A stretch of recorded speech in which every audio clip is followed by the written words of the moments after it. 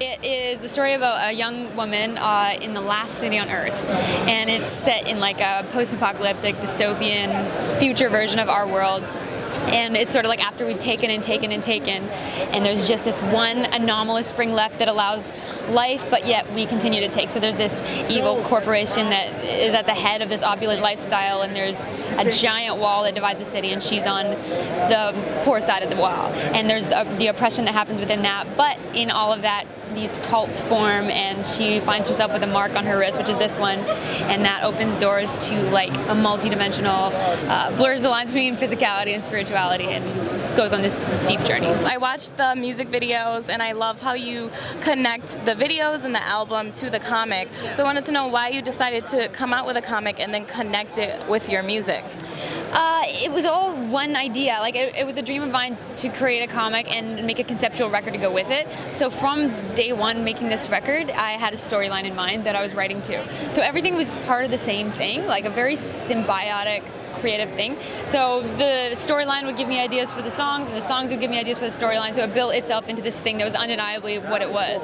So the videos were just following suit. Like the videos are reflecting that part of the story, because every issue, there's 6 issues so far out, there's about 2 songs per issue, so whatever those songs are about are reflecting what's going on in those issues. Sometimes there's even some of the dialogue in the songs and vice versa. In your opinion, how does the music make the whole storyline better? I mean, you know, the connection between music and comics. Aside from that, music is my wheelhouse, and that's kind of my launching point. Going independently into comics without really tying it to music would be a little harder for me, because I understand music and I love comics but have never done them, so this is a first venture for me.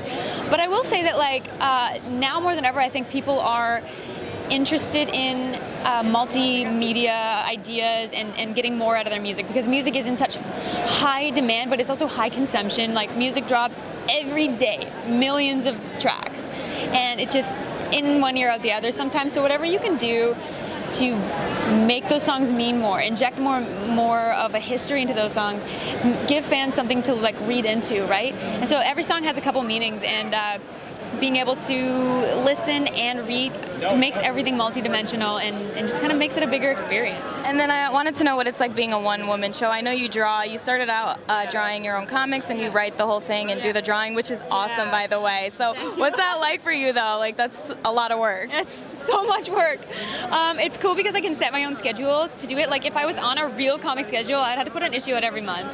But I take the time I need to do it. And I'm learning how to be more efficient when I'm on the go, because I'm on the go all the time. So I have a kind of more of a streamlined system now where I can like do art on the plane and stuff.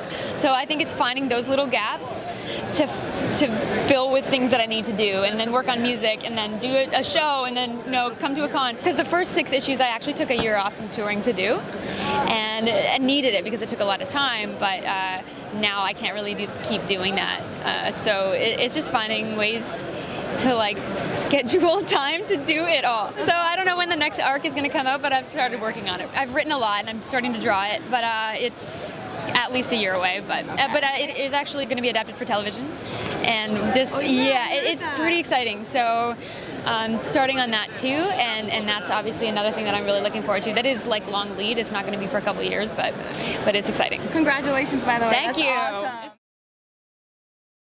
This is Lights with Mystery Girl Radio. Find Mystery Girl.